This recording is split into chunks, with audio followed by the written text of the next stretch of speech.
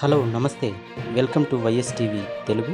అందరూ ఎప్పుడెప్పుడా అని ఎదురు చూస్తున్న రుణమాఫీకి సంబంధించి ప్రభుత్వం శుభవార్త అయితే చెప్పింది. ఆగస్టు 15వ తేదీలోగా 2 లక్షల రూపాయల రుణమాఫీ చేసి తీరుతామని అటు సీఎం రేవంత్ రెడ్డి గారు, పలువురు మంత్రులు కూడా చెప్పడం జరిగింది. ఈ క్రమంలోనే 2024 జూలై 15వ తేదీన రుణమాఫీకి సంబంధించినటువంటి మార్గదర్శకాలను ప్రభుత్వం విడుదల చేసింది. ఇందుకు గాను జీవో ఆర్టీ నెంబర్ 567ను రిలీజ్ చేసింది. ఈ యొక్క వీడియోలో ముఖ్యమైనటువంటి విషయాలు మనము తెలుసుకోబోతున్నాం. అవేంటంటే రుణమాఫీ యొక్క కట్ ఆఫ్ డేట్, అంటే ఏ తేదీ నుంచి ఏ తేదీ లోపల తీసుకున్నటువంటి రుణాలకు ఈ యొక్క రుణమాఫీ వర్తిస్తుందనేది ఒక కట్ ఆఫ్ డేట్ అనేది చెప్పడం జరిగింది. కాబట్టి ఆ కట్ ఆఫ్ డేట్ ఏంటి అనేది మనం తెలుసుకోబోతున్నాం.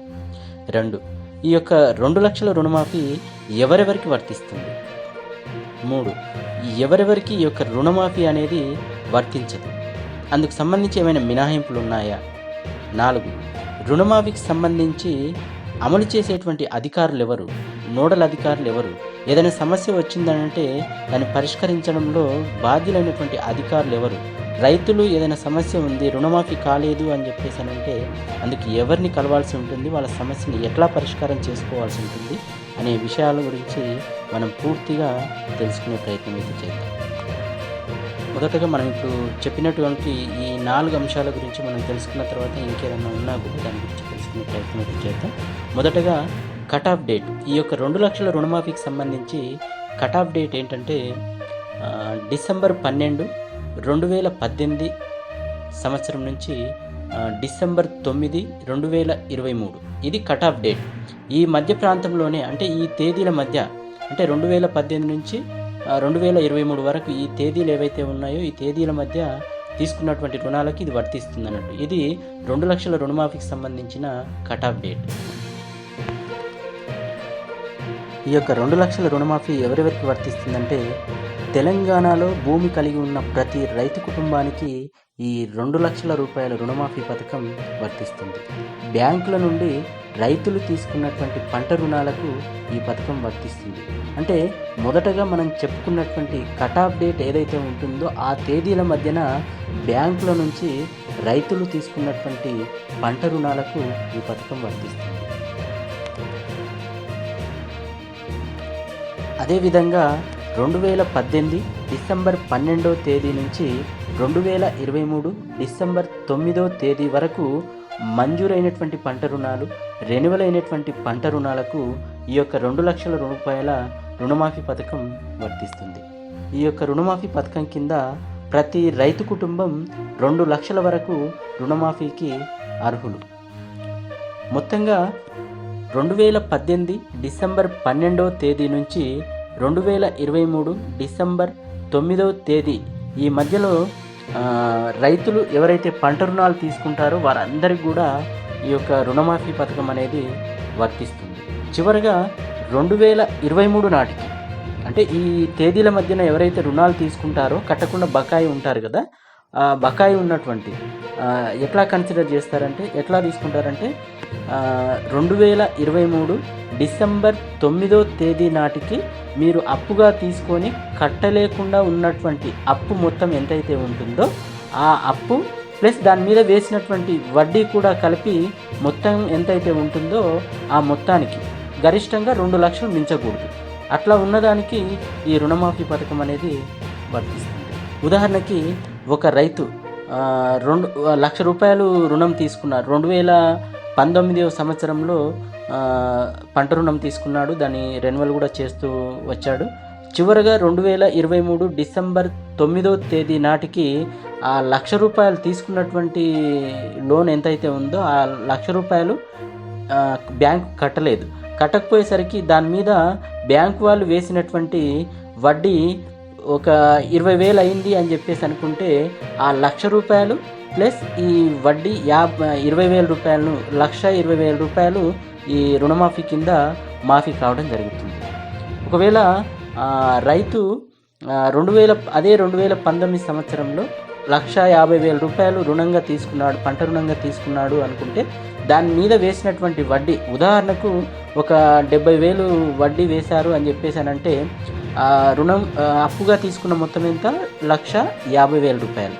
దాని మీద వేసినటువంటి వడ్డీ ఎంత? 70,000 రూపాయలు. మొత్తంగా కలిపితే 2,20,000 రూపాయలు అవుతుంది. మరి 2,20,000 రూపాయలు కూడా మాఫీ అవుతుందా అని చెప్పేసానంటే మాఫీ కాదు. ఎందుకనంటే గరిష్టంగా 2 లక్షల వరకే మాఫీ చేయడం జరుగుతుంది. నీ తీసుకున్నటువంటి 1,50,000 ప్లస్ దాని మీద వేసినటువంటి వడ్డీ 70,000 అయింది. కానీ ఇక్కడ 20,000 రెండు కలిపితే 2 లక్షల కంటే ఎక్కువ అవుతుంది, 2,20,000 అవుతుంది. కాబట్టి 20,000 అనేది మాఫీ కావడానికి అవకాశం ఉండదు. 2 లక్షల వరకే గరిష్టంగా మాఫీ అవుతుంది. అది మిగతా పైన ఉన్నటువంటి 20,000 అనేది ఖచ్చితంగా రైతు బ్యాంకు చెల్లించాల్సిన అవసరం ఉంటుంది. గరిష్టంగా 2 లక్షల వరకు మాత్రమే ఈ పథకం వర్తిస్తుంది. అదేవిధంగా ఈ 2 లక్షల రూపాయల రుణమాఫీ పథకం ఎవరెవరికి వర్తించదు అంటే మినహాయింపులు ఏమేమి ఉన్నాయనంటే ఎస్హెచ్జి, సెల్ఫ్ హెల్ప్ గ్రూప్స్, స్వయం సహాయక గ్రూపులు అంటాం, మహిళా సంఘాలు అంటాం కదా, వారు తీసుకున్నటువంటి లోన్లు ఏవైతే ఉంటాయో ఆ లోన్లకు ఈ యొక్క రుణమాఫీ పథకం అనేది వర్తించదు. అదేవిధంగా జేఎల్జీ, ఉమ్మడి రుణ గ్రూపులు, ఇవి తీసుకున్నటువంటి రుణాలకు కూడా ఈ యొక్క పథకం వర్తించదు. ఆర్ఎంజీలు అంటే రైతు మిత్ర గ్రూపులను ఉంటాయి కదా, వాళ్ళు తీసుకున్నటువంటి రుణాలకు సంబంధించి కూడా ఈ యొక్క రుణమాఫీ పథకం వర్తించదు.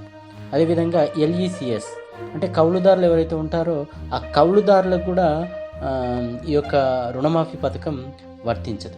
అదేవిధంగా పునర్వ్యవస్థీకరించిన లేదా రీషెడ్యూల్ చేసినటువంటి రుణాలకు కూడా ఈ యొక్క పథకం అనేది వర్తించదు. అదేవిధంగా కంపెనీలు, ఫర్మ్స్ వంటి సంస్థలు పంట రుణాలకు వర్తించదు. కానీ ఫ్యాక్స్, పిఏసిఎస్ అంటాం, ఫ్యాక్స్ ద్వారా తీసుకున్న పంట రుణాలకు వర్తిస్తుంది.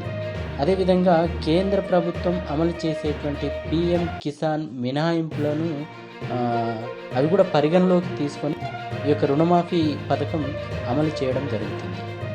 రైతు రుణమాఫీ విషయంలో ఎవరికైనా రైతులకు సందేహాలు ఉన్నట్లయితే, ఏదైనా సమస్య ఉంటే ఐటీ పోర్టల్ ద్వారా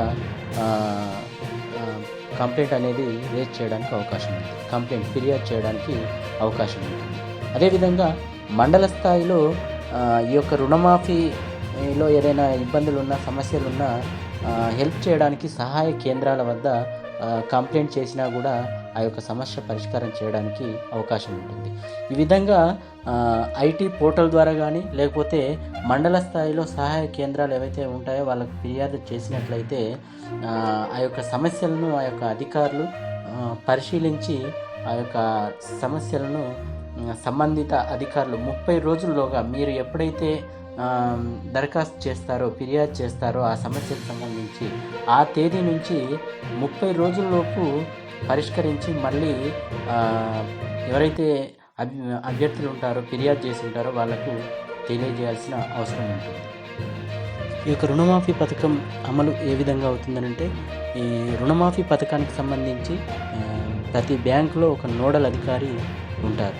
ఈ యొక్క నోడల్ అధికారి బ్యాంకులు, వ్యవసాయ సంచాలకులు మరియు ఎన్ఐసి మధ్య సమన్వయకర్తగా వ్యవహరించి ఈ యొక్క పథకాన్ని ఇంప్లిమెంటేషన్ అనేది చేయడం జరుగుతుంది.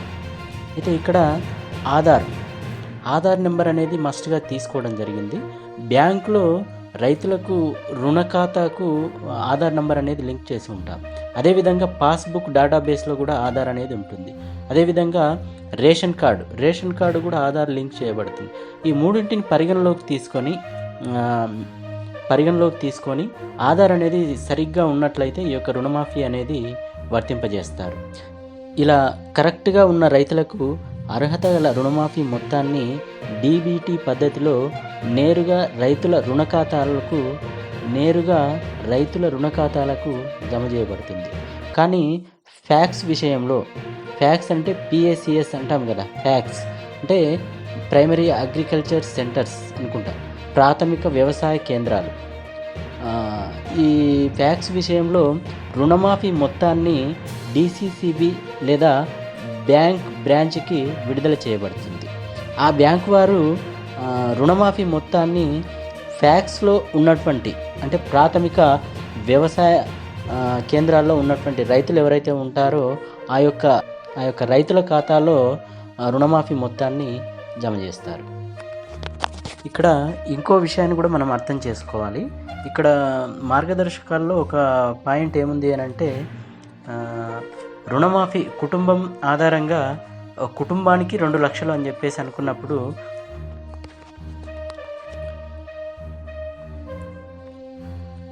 కట్ ఆఫ్ డేట్ అంటే మనం మొదటగా చెప్పుకున్నట్టుగా కట్ ఆఫ్ డేట్స్ ఏవైతే ఉన్నాయో ఆ తేదీ మధ్యలో లోన్ తీసుకొని ఉండి 2023 డిసెంబర్ 9వ తేదీ నాటికి ఎంతైతే లోన్ బకాయి ఉంటుందో, అంటే 2 లక్షలు లేదా అంతకంటే తక్కువ ఎంత ఉన్నా మాఫీ అవుతుంది.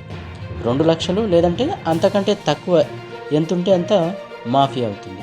ఒకవేళ 2 లక్షల కంటే ఎక్కువ ఉందంటే 2 లక్షల కంటే ఎంత ఎక్కువ ఉందో ఆ ఎక్కువ ఉన్నటువంటి మొత్తాన్ని ముందుగా రైతులు బ్యాంకుకు చెల్లించాల్సి ఉంటుంది. చెల్లిస్తేనే మాఫీ, మిగతా 2 లక్షల రూపాయలు మాఫీ అవుతుంది. చెల్లించిన తర్వాత ఆ 2 లక్షలను రైతు యొక్క లోన్ ఖాతాలకు జమ చేస్తారు.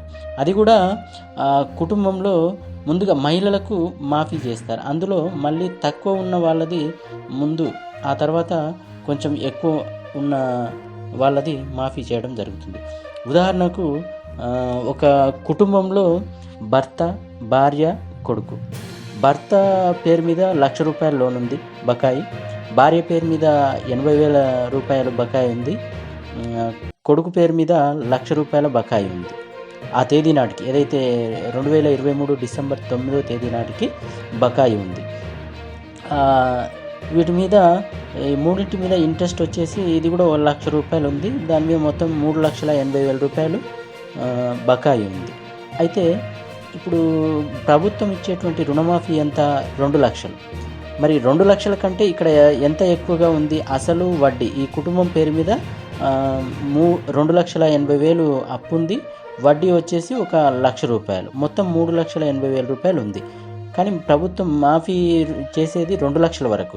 ఈ 2 లక్షల వరకు, 2 లక్షల కంటే ఎక్కువ ఎంతైతే ఉందో 1,80,000 ఎక్కువ ఉంది కదా, ఆ 1,80,000ను ముందుగా బ్యాంకుకు చెల్లించినట్లయితేనే ఈ 2 లక్షల రూపాయలు మాఫీ చేయడం జరుగుతుంది అన్నట్టు.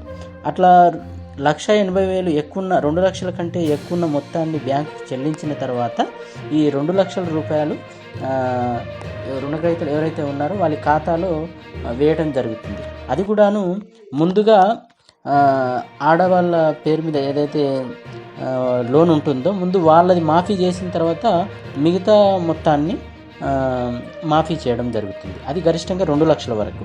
ఇక్కడ భర్త 1,00,000 రూపాయలు, భార్య 80,000, కొడుకు 1,00,000 రూపాయలు, మొత్తం 2,80,000 వీళ్ళ బకాయి ఉంది. వడ్డీ కలిపి 1,00,000, మొత్తం 3,80,000 రూపాయలు ఉంది. అయితే వీళ్ళు 2 లక్షల కంటే ఎక్కువ ఉన్నది 1,80,000 పేమెంట్ చేసిన తర్వాత వీళ్ళకి మాఫీ కావాలని అంటే 2 లక్షలు మాఫీ కావాలి. ఫస్ట్ ఎవరిది కావాలి అని అంటే భార్య పేరు మీద ఉన్నటువంటి 80,000 రూపాయలు ముందు మాఫీ చేస్తారు. ఆ తర్వాత ఇంకో 1,20,000, అంటే ఇక్కడ 80,000 రూపాయలు ఇక్కడ మాఫీ భార్య పేరు మీద ఉన్నది అయిపోతుంది. ఇంకా 2 లక్షలు అంటే ఇంకా ఎంత మాఫీ కావాలి వీళ్ళకు? 1,20,000 రూపాయలు మాఫీ కావాలి.